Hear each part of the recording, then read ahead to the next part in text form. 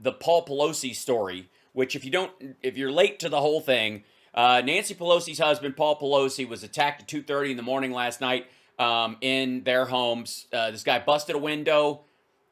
Jimmy screen door or a sliding glass door, got into the house, attacked Paul Pelosi with a hammer. When the police showed up, he called 911 when he heard somebody in the house. That when he came downstairs, apparently, this is like my own timeline based on what the cops said and what he did. It only took him about 2.5 minutes to get there because, I mean, yeah. But he was wrestling with the dude and the guy had a hammer and he was striking him, and then he was gonna he had stuff to tie him up. And he was saying, "Where's Nancy?" while he's hitting him. And the cops came in, and the guy was still striking him. And Paul Pelosi was holding the hammer and with the guy like that. They were wrestling over it. And they tackled the dude, took Paul Pelosi to the hospital. He's had brain surgery.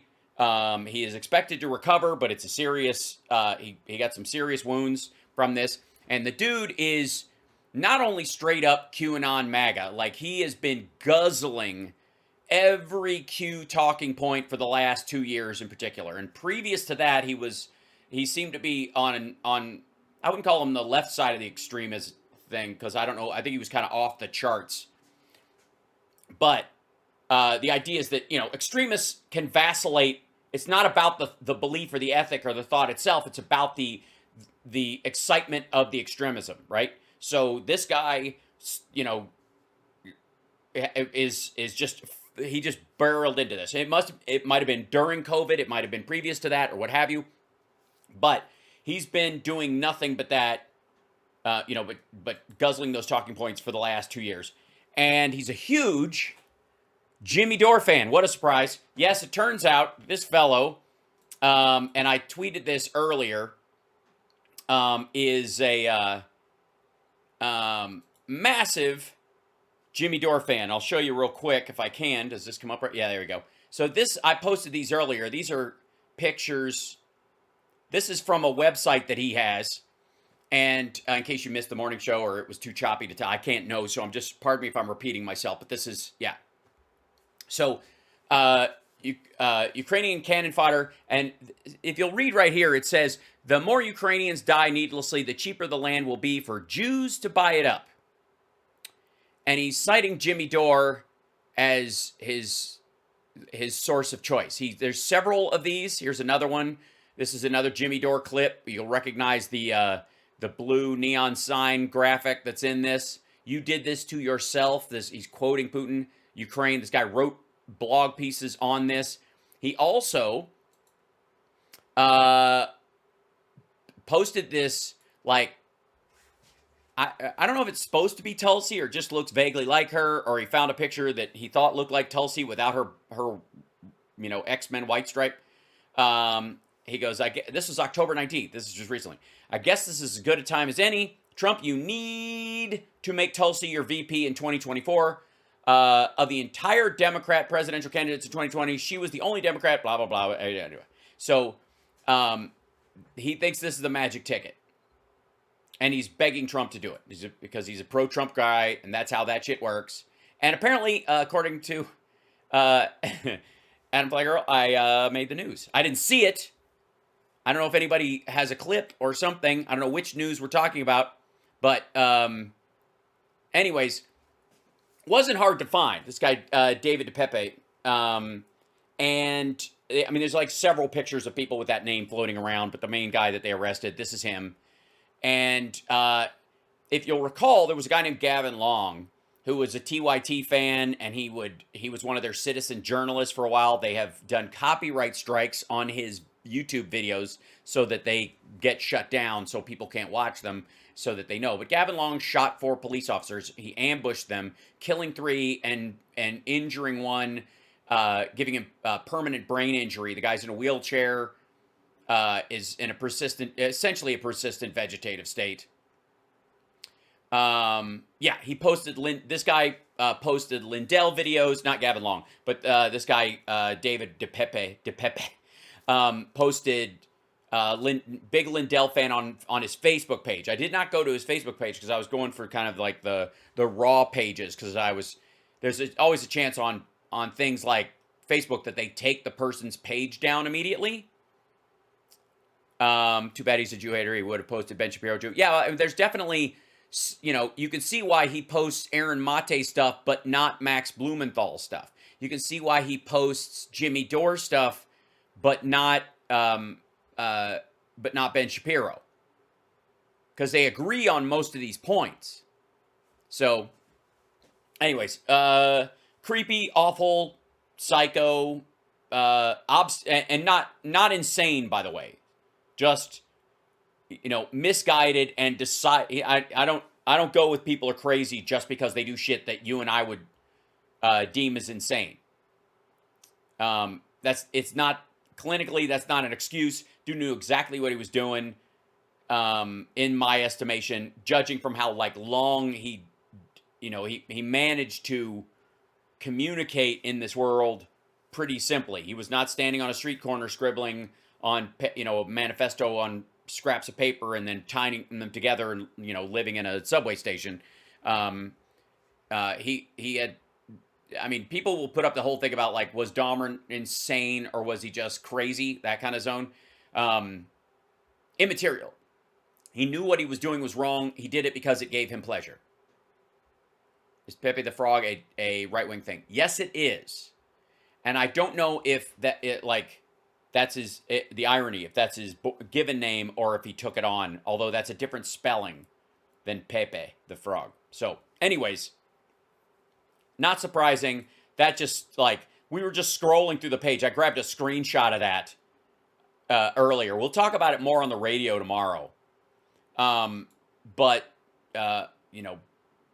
it's a big deal. Again, I have not really worried much about the concept of civil war. When people talk about that shit, I got news for you. It's just not happening. There is not going to be a big movement civil war. It's just not. I'm telling you. All the people who would do it as a group, anybody who would yeah, I'll get there with you, are a mess. Physically, emotionally, financially, and yet they are relatively well-to-do, gainfully employed, and sort of jealous of the good life. None of them are going to lay down their life. Not large groups of them are not going to lay down their life for something, like defending Donald Trump or any of this other shit. It's just not going to happen. So, what will happen, though, when you start talking about this shit is these one-off lunatics. That's the biggest concern. The biggest concern is these folks who are tired of waiting, and they decide, you know what, today's the day, and I'm gonna be a one-man Manson family, and I'm gonna jumpstart this shit. That's the concern. That's why you verbally keep your powder dry about violent rhetoric. Besides the fact that it's wrong, the reason you don't talk like that, the reason you're not okay with that kind of language is because of who it triggers and who it gives permission to. This is it. This is the Civil War. Our elections, our leaders are under direct attack. No, it isn't. This is not a civil war. Look at Sierra Leone or the Congo or the fucking United States in the 1800s. It's not. It's not the same thing. It's definitely, there's extremists in our country and they're gaining steam and they're trying to build something or whatever, but it is not the same thing. And that's, yeah, he went full Ashley Babbitt. You see the glass door? Yes, I did. I'm telling you though, when those people do it, it's just like the poll watchers they keep talking about. Are those guys a problem? Absolutely. But 6 fucking people in 3 pairs of 2 across Arizona in shifts, sitting outside a Dropbox all night, fucking tailgating and sucking beers is not the sign of the goddamn apocalypse. Stop it. Look, they deserve absolute mockery. Do not take those folks, for example, don't take them seriously, because the minute you take them seriously, it means you're afraid of them. And the minute they think you're afraid of them, that's when they're like, aha, this is our time to strike. And will they rise up? Will those people, those poll watching pricks, rise up and do something? No, they will not. but they might have one person who follows their lead and goes, it's really strong. We need strength to show it. I'll do it. That's the problem. So you have to mock these people. You cannot take them seriously. And I would argue that, and this is not blaming her at all, but the footage recently of Pelosi saying, I'd like to punch him in the mouth from January 6th, which is a direct statement she made on the day when his attackers were coming to attack her, to kill her. The timing of when it was played and the fact that it was played on a loop, and especially on right-wing things, is the kind of thing where it gave quarter to people like that. Were like, they said it first. It's time for us to be violent. They're okay with violence. We're okay with. Look what Maxine Waters said, which she just basically said, get up in people's faces and say they're not welcome. There's a difference. But that's why I'm saying, that's why I have a hard line, and that's why I'm going to keep a hard line.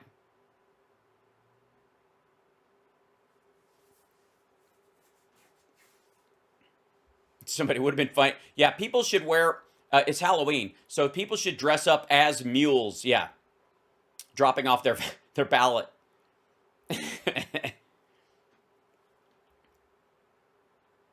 The population of the USA is over 300 million. It's impossible. Exactly.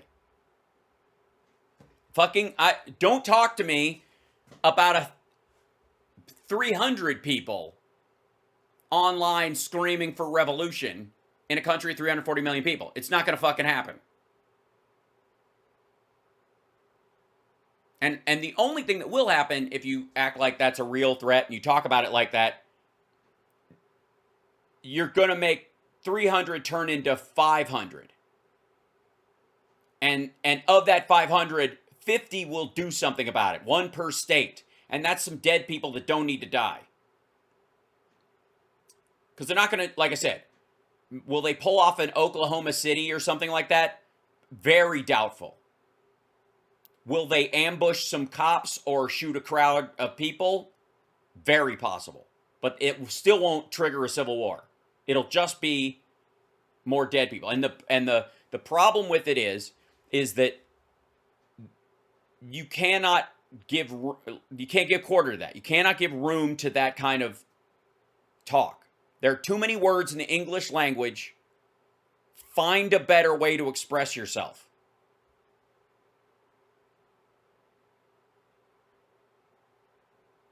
I insist. And if you disagree with me, by the way, there are a myriad of other sites and other people who are happy as fucking clams to call for the end times and the destruction of their fellow human beings and say, well, some people deserve it, and it's they're on the wrong side and we're on the right side, and you can't make an omelet without breaking some eggs, and it's time for revolution.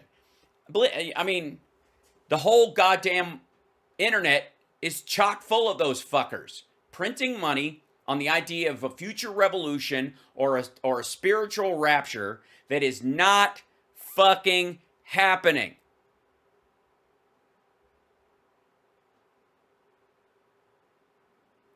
So, treat your fellow humans with compassion. Hold your tongue until it serves you best. Look out. And speak from the top of yourself. All the time. And remember, a single silly song did more to bring down King George than did all the protestations of the bishop. Mockery is so important.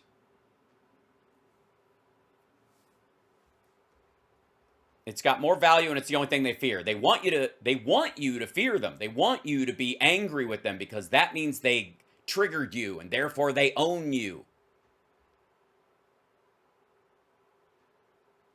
But if you dismiss them with a joke, it's emotionally painful for them. Trump, the worst thing you can call Donald Trump, according to him, is a dope. I don't know why hooked up on that word. I don't know why it bothers him so much, but it does. And that's it. I mean, if he's going to let you know, if you hate him and you're angry with him, that didn't upset him at all. He's like, see, the right people hate me. I must be doing something right. But if you literally go like, what's up, dweeb? It wipes him out.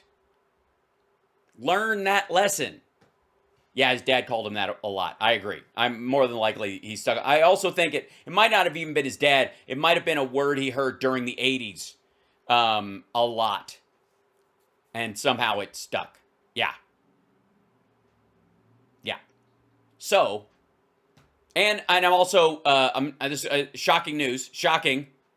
I'm not afraid of Elon Musk taking over Twitter.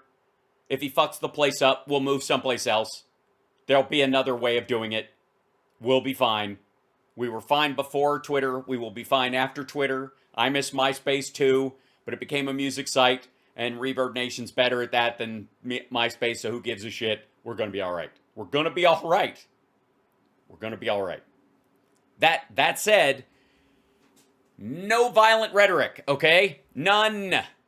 If you catch yourself, go, all right, how can I rephrase this so as to be more biting and satirical?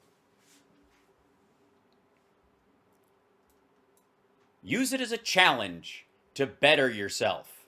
Remember, satire is always your friend.